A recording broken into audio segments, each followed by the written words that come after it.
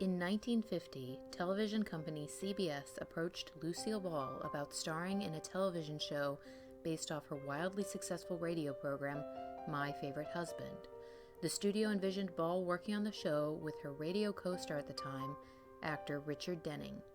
However, Lucy demurred the request in favor of casting her real-life husband, Desi Arnaz, on the show instead. CBS was convinced the American public would never accept the premise and initially refused the concept. As history will show, however, The I Love Lucy show, starring Lucille Ball and Desi Arnaz, was and still is a beloved part of American television history and a much deserving subject of our top 10 list today. The lovable landlords and best friends of the Ricardos were Fred and Ethel Mertz, played by William Frawley and Vivian Vance. Casting for these roles, however, was not so simple. William Frawley was born in 1887 in Burlington, Iowa. By the time Desi and Lucy were looking for an actor to fill the role of Fred Mertz, Frawley had over 100 film credits to his name. However, as Frawley was now in his mid-60s, regular parts were becoming harder to secure. He was eager to have a chance at getting cast in the new show. After submitting his initial interest, he called Lucille Ball directly to ask what his chances would be. Despite Ricky and Lucy being enthusiastic about the prospect of such an experienced actor taking the part, CBS was less excited. Frawley had an industry reputation for drinking and unreliability. Arnaz decided to give Frawley a chance, but with severe stipulations. Frawley could never arrive at work drunk or miss a workday for anything other than a legitimate illness more than once. Frawley was more than eager to comply and throughout the filming never violated these conditions. Arnaz and Frawley eventually became very close friends. Vivian Vance was born in 1909 in Cherryville, Kansas. Vance was working primarily in theater when Lucy and Desi began casting for the show, and it was director Mark Daniels who suggested she would fit the part perfectly. Originally, Lucy was very keen on casting either Bea Benaderet or Barbara Pepper in this role, both of whom were her close friends in real life. But Bea was already committed to another production, and Barbara was rejected by CBS due to her drinking problems, although both would have guest appearances throughout the series' run. Desi went to go see Vivian on stage and agreed she would play the part spectacularly. Unfortunately, Lucy was pregnant during this time and was unable to attend with them. Desi was ready to offer Vance the role, but Lucy was not happy with his choice. She perceived Vivian Vance to be too much of a quote-unquote glamour girl, and Lucy, who was notoriously vain both on and off air, did not want a competing beauty on the set. One of her first remarks to Vivian was, "You don't look like a landlady." Vivian herself was unsure of the part as well. She knew it meant playing a drab older woman and wasn't sure she was interested. However, eventually she came around on the prospects and was able to convince Lucy that she could drab up appropriately for the part. The biggest issue throughout the series' run was the friction between Frawley and Vance off-screen. They absolutely hated each other. Hollywood legend has it that Vance made a very loud and public insult about how old Frawley was and how unbelievable it would be for them to depict a married couple. Allegedly, Frawley never forgave her for the comment. Further Hollywood lore is that when Vance heard of Frawley passing several years later, she celebrated with a bottle of champagne. Lucy and Desi met in 1940 while working on a Broadway musical. It was 11 years before they decided to produce the show. However, they met hurdles with CBS, who didn't believe America would accept a mixed-race marriage. Originally, CBS wanted to cast another actor named Richard Denning for the part, as the show was based on Lucy's intensely popular radio show at the time, My Favorite Husband. Lucy and Desi were sure the premise would work, so they developed a vaudeville show to prove it to CBS. They premiered the act at the Newburgh, New York Ritz Theater with Desi's orchestra. The act was a hit, and CBS approved production with Desi and Lucy starring in the lead roles. The show was difficult to find a sponsor for, but was at last picked up by cigarette giant Philip Morris. As the big sponsor, they had a significant influence on the show's production and made some artistic calls, such as setting the show in New York City instead of LA. In addition, lots of smoking was featured in each episode, and the name Philip Morris was worked into the dialogue whenever plausible. There was, however, one small problem. Lucille Ball was a Chesterfield girl. She eventually overcame this little hurdle by having a stagehand stuff any on-camera Philip Morris packs full of Chesterfield cigarettes. Arnaz listed his height as 5'11" in most official biographies, but those who worked with him knew that in reality he was closer to 5'9" and wore 4-inch lifts in his shoes. Lucille Ball was a tall woman, coming in at almost 5'7" in her stocking feet, and when she wore heels, she seemed to tower over her husband. Desi Arnaz Jr. would later explain to an interviewer that his father was a Cuban with a Latin male's pride, which is why it was important to him to be taller than his wife.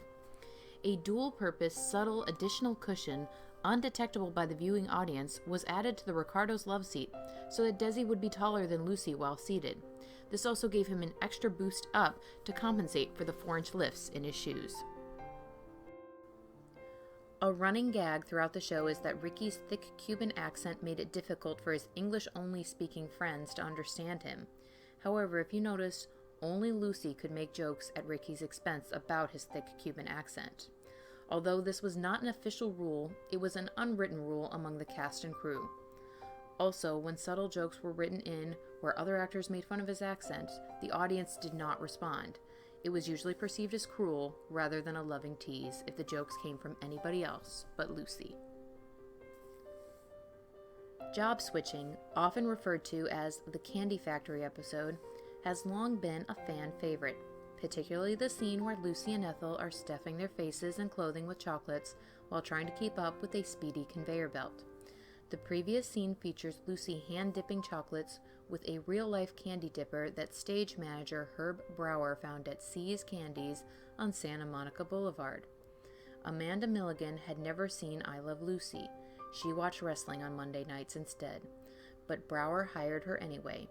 He thought her deadpan expression would make her the perfect straight woman for Lucille to react to. During rehearsals, Lucille worried that the scene wasn't going to be funny on film because Milligan seemed hesitant to hit her on the face as the script specified. When cameras were rolling, Milligan hauled off and smacked Lucille so hard that Ball felt her nose had been broken. Despite her pain and ringing in her ears, Ball didn't call for a cut because she didn't want to have to do another take. During a break in filming, Lucille asked Milligan, "So how did you like working in show business?" An unsmiling Milligan, who'd spent 8 hours per day for the past 30 years putting swirls on chocolates, replied, "I've never been so bored in my life." Although pregnancies on TV are commonplace now, there was a time when it was considered absolutely taboo. Back in the puritanical 50s, pregnancy was seen as far too scandalous for television. In fact, even including the word pregnant was an issue. But with Lucy being pregnant in real life, she couldn't hide it in public, let alone on screen. CBS eventually agreed to write the pregnancy into the script, but Desi made sure they were in safe hands. As a solution, Desi hired a minister, a rabbi, and a priest to sit in during the writing process to make sure the writers didn't accidentally offend anyone. On the show, her wardrobe throughout her pregnancy was very loose to minimize its overall appearance. This is a far cry from TV series today, which depict pregnancy in a much more positive light. In the episode where Lucy gave birth to little Ricky, 73.9% of homes in America were tuned in to watch, which equaled about 44 million viewers, a record unbroken until Elvis appeared on The Ed Sullivan Show. Like many sitcoms before and after it, I Love Lucy was filmed in front of a live audience at CBS's studios in Los Angeles. Most of the laughs heard on the show are from real audience members, not a recorded laugh track. What's worth noting is that die-hard fans may recognize one fan's voice more than the others. As it turns out, Lucille's mom, Dee Dee, came to most of the filmings, and her reaction was usually the trademark, "uh-oh," when something extreme happened. Also worth noting is the fact that you can hear Desi's laugh throughout many episodes as he watched from the sidelines. The 3-camera format for filming a television show is used commonly today, but it first found its origins in I Love Lucy when they began developing the show and the main stars of it, Lucille Ball and Desi Arnaz, wanted to film in California as opposed to New York, which was common during that time. Philip Morris objected to this because their biggest market was on the East Coast and they wanted the highest quality picture there. To overcome the fact that there was limited range for live television broadcasts, they would frequently use kinescope technology for shows that were filmed in New York and then shipped to distant markets. The problem was this created a reduced picture quality. Desi Arnaz suggested that the show be filmed with 3 multi-cameras, which had never been used in a situational comedy before, and there were many obstacles involved, not the least of which was accommodating a live studio audience, because Desi knew that Lucille worked best when she got immediate audience feedback.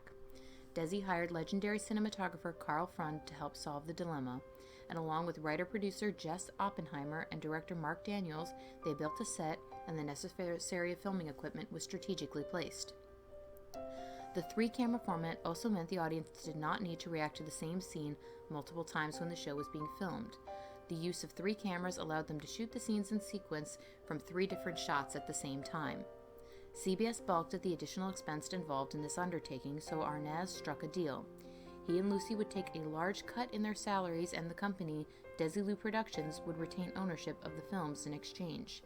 The enduring high quality of the 35mm film was part of the reason that I Love Lucy became so popular in rerun syndication, and Desilu's 100% ownership of the series made Lucille and Desi the first millionaire TV stars.